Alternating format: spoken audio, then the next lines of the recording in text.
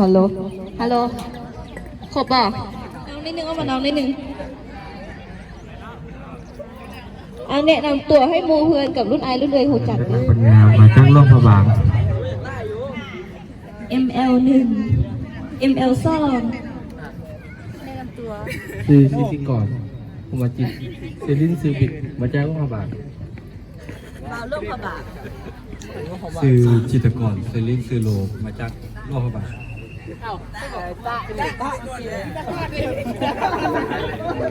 3ML มาจากร่วมพบาลบุมีใส่เงี้ยหัวผ่านว้ามาซาน่ะโอ้ใส่เงี้ยหัวผ่านเขาตื่นเช้าได้เนาะ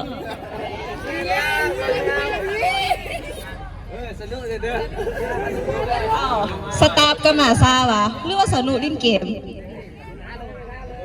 เอาผู้ได้มาซาเข้าเสิร์นทางหน้า ครับเอสเซเมนีมาจากแวงสยามบุรี มาแล้วเนาะตัวทองสยามบุรีต่อไป สบายดีน้องเสื้อเห่าสกใสมาจากแพร่งสยามบุรี สบายดีไอ้น้องเด้อไปสนุมณีพ่นกาตามไปอยู่กลุ่ม6เด้อสถานะโซดกับมึงครอบครัวเด้อเข้ามาเลยเข้ามาเลยเอาทีมได้มาครบแล้วเด้ยังคนละทีมได้อย่างโบมาเถื่อ1 8คนละทีม1กับทีม8 3ทีม1สำหรับทีมหนึ่งสโลแกนแมนทั้งสีเมายังบ่ทันสวงแต่ทีมสีม่วงก็ยังไหวอยู่ทั้งสีเมาอย่างบ่ทันสวงแต่สีม่วงก็ยังไหวอยู่ต่อไปสโลแกนทีมที่2คณะกรรมการจดไว้พร้อมเนาะว่าสิให้คะแนนกับทีมได้ กุ้งเศร้าเนาะเกือบเรื่องหรอกอย่าซูมอาจจะเห็นให้เจ็บปอดแต่อันที่เจ็บตลอดนะก็คือหัวใจเด้อผมต่อไป เคลื่อนที่เรา เอาเนาะทีมต่อไป ฮัลโหลสโลแกนกุ้งซ่าเนี่ยคณะเบียร์ยังมีฟองแล้วเมื่อไหร่คุณพี่ละมอมจะมีใจเอาโฮแน่ทีมต่อไปให้เป็นหัวหน้าทีมมันคือยูรุมสนะส่งตัวแทนออกมาเอาเข้าสโลแกนเลยเนาะย้อนพวกข่อยไม่เห็นเวียนหนึ่งโง่จำจริงฮักเป็นเราย้อนค่อยๆไม่เห็นเวียนเป็นโง่จำจริงฮักเป็นเราต่อไป สบายสโลแกนของทีม5ก็คือเทิงหน้าฝ่าไฟจะบรอบินหน้ามันนี่แต่ว่าความรอไฟนี้ฟังไว้เกาหลียังทำได้เอาเถอะ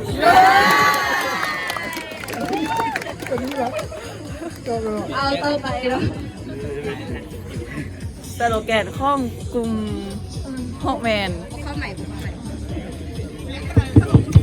ไกลผลสโลแกนของกลุ่มฮอกแมนเรื่องเห็นบอกเอาแต่เรื่องเมาที่1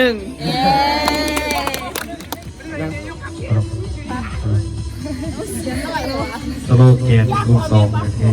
อก ลุ่มซ่องอ่ะ สโลแกนกลุ่ม7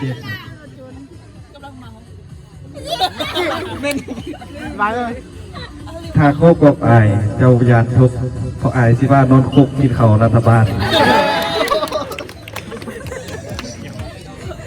เอาทีมต่อไปเนาะสโลแกนของกลุ่มแปดเนี่ยมาให้กระบอกอย่ามาล้อเลยแก่เบียดบานเถอะ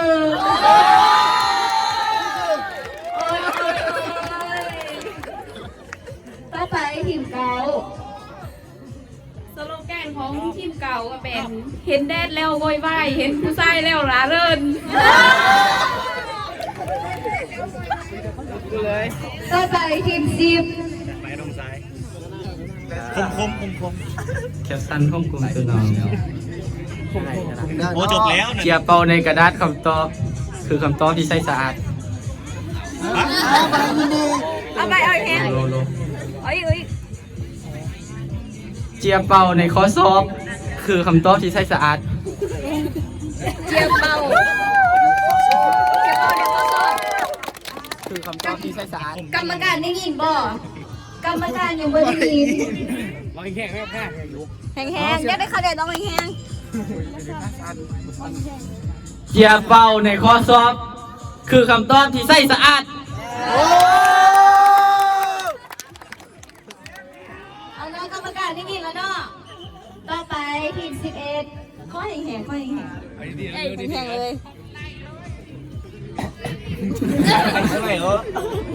สโลแกนกลุ่ม11 แมนซี่บัวภาษาเวียดเอินว่าเหมาหงถ้าอยากได้หักมันคงเขามาหักกับทีมซี่บัว เขียร์เบอร์กรรมการทีมสุดท้ายทีมที่ไปกระสวดจอกระสวดเขาเร็วเป็นสวดแล้วมาเป็นแฟนกันเลยบอก เอ้าพรสวรรค์วันนี้วันแม่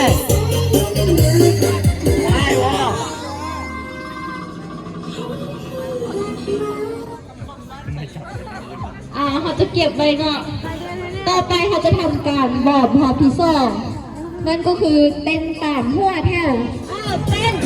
พี่เต้นเต้นได้ให้คะแนนได้เต้นได้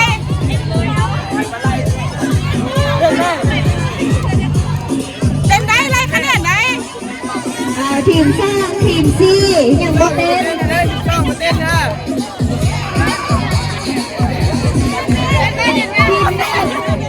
ทีมเต้นเป็นแต่ละทีมบาเต้น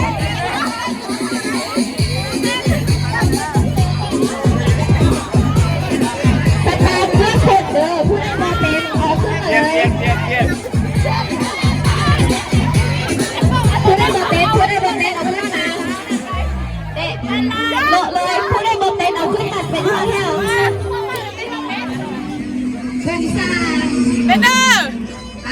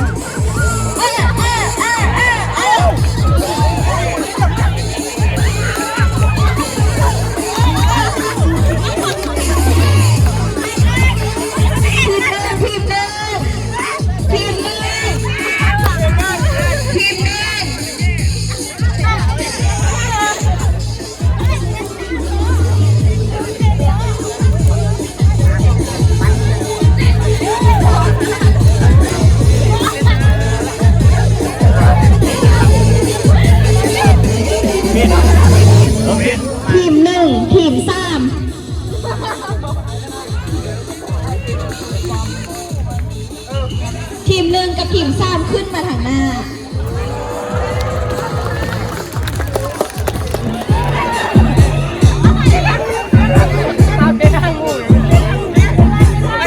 เต้นทุกคนเด้อจะเต้นบ่ได้เข้าแถวเด้อ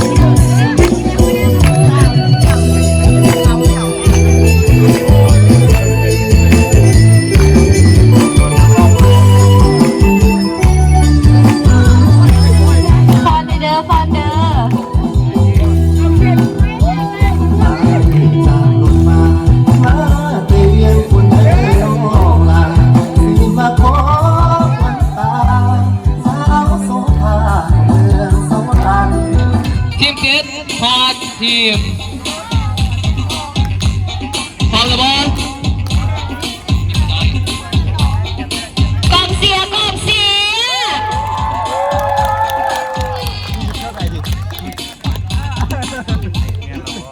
ตัวระวังเหรอจิ้งไปเลยเตรียมตัวระวังไปเอาเสียก่อนเสียเอาเสียก่อนเสียเด้อ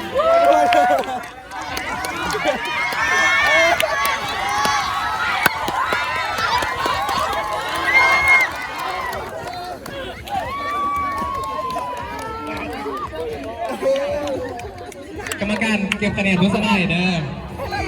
ส่วนสตาร์เอามาลิ้นเป็นตัวอย่างให้น้องๆเบิงฮอบหนึ่งตัวแทนสตาร์เอามาเกมลิ้นเกมที่ซ่องเป็นตัวอย่างสตาร์เอามาทางกลางนี่เด้อเอามาทางกลางนี่เด้อ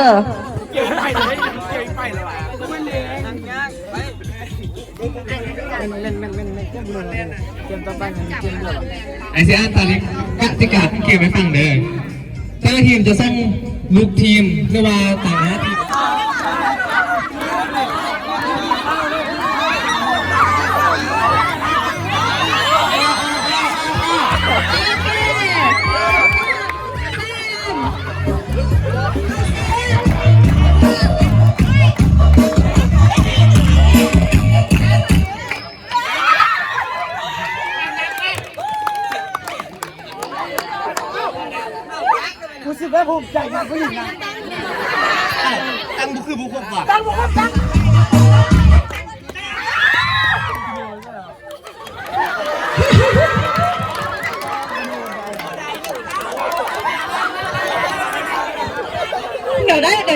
เดี๋ยวนี้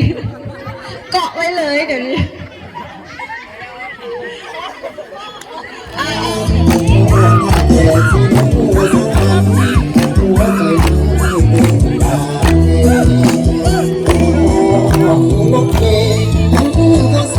ฟอนเด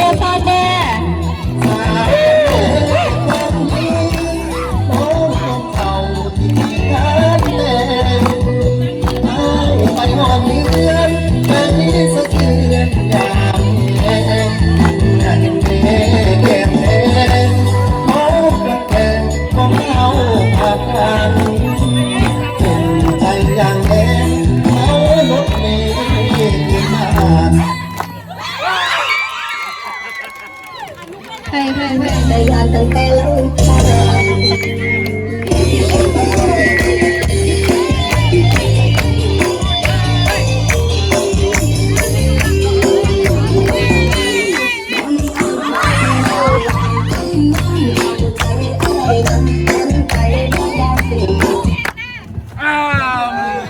เอาให้ออกโอ้